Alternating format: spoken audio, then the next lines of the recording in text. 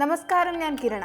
Chemmanur International Jewellers Kaumudi ഹെഡ്ലൈൻസിലേക്ക് സ്വാഗതം. Presented by NCDC.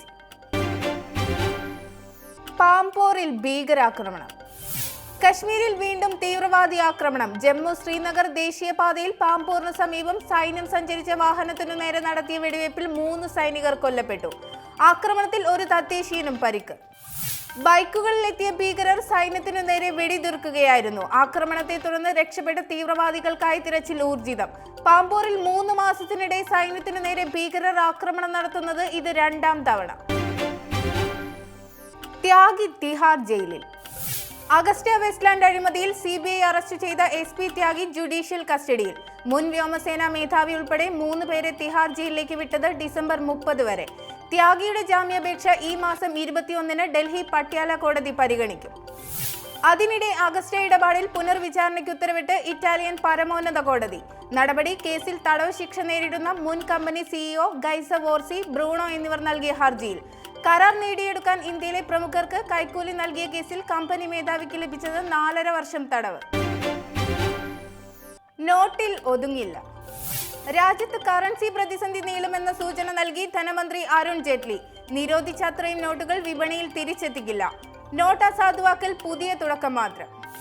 500, 1000 രൂപ നോട്ടുകൾ നിരോധിച്ചത് കേന്ദ്ര സർക്കാരിന്റെ ധീരമായ നടപടി.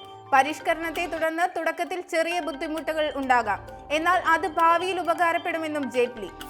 വിഷയത്തിൽ ഭരണ പ്രതിപക്ഷ പോരുമുറുകുന്നതിനിടെ ഭൂമി ഇടപാട് കേസിൽ സോണിയുടെ മരുമകൻ റോബർട്ട് വദ്രയ്ക്കെതിരെ അന്വേഷണം തുടരാമെന്ന് രാജസ്ഥാൻ ഹൈക്കോടതി. എൻഫോഴ്സ്മെന്റ് ഡയറക്ടറേറ്റ് നൽകിയ സമൻസ് ചോദ്യം ചെയ്ത് വദ്രയുമായി ബന്ധമുള്ള സ്കൈലൻ ഹോസ്പിറ്റൽസ് നൽകിയ ഹർജി കോടതി തള്ളി. വിശദമായ ചോദ്യം ചെയ്യലിനായി കമ്പനി അധികൃതരോട് ഹാജരാകാൻ നിർദ്ദേശം. വെളുപ്പിക്കാൻ വീണ്ടും അവസരം. കറൻസി നിരോധനത്തിനു ശേഷം കള്ളപ്പണം ബാങ്കിൽ നിക്ഷേപിച്ചവർക്ക് നികുതി അടച്ച് മാന്യത കാട്ടാൻ അവസരം നൽകി കേന്ദ്ര സർക്കാർ. നിക്ഷേപം കള്ളപ്പണം എന്ന് വെളിപ്പെടുത്തിയാൽ നൽകേണ്ടത് 50% നികുതി.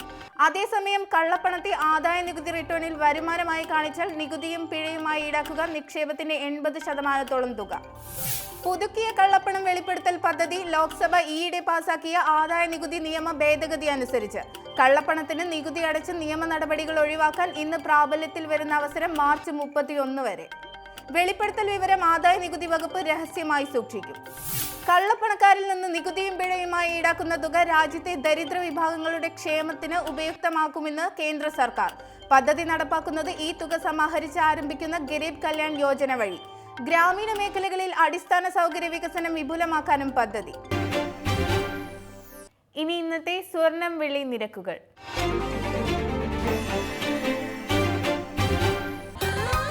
ദുബായ് ഗോൾഡ് ആൻഡ് ഡയമണ്ട് സ്വർണം വെള്ളി നിരക്കുകൾ നിങ്ങൾക്കായി അവതരിപ്പിക്കുന്നത് Dubai gold and diamonds, India, UAE, Oman, Bahrain. സ്വർണം ഗ്രാമിന് 2585 രൂപ, പവൻ 20,680 രൂപ, വെള്ളി ഗ്രാമിന് 55 രൂപ. ദുബായ് ഗോൾഡ് ആൻഡ് ഡയമണ്ട് സ്വർണം വെള്ളി നിരക്കുകൾ നിങ്ങൾക്കായി അവതരിപ്പിച്ചത് Dubai gold and diamonds, India, UAE, Oman, Bahrain. Chemmannur International Jewellers Kaumudi headlines presented by NCDC സമാപിക്കുന്നു. അടുത്ത ഹെഡ്ലൈൻസ് 1 മണിക്കൂറിന് ശേഷം. നമസ്കാരം.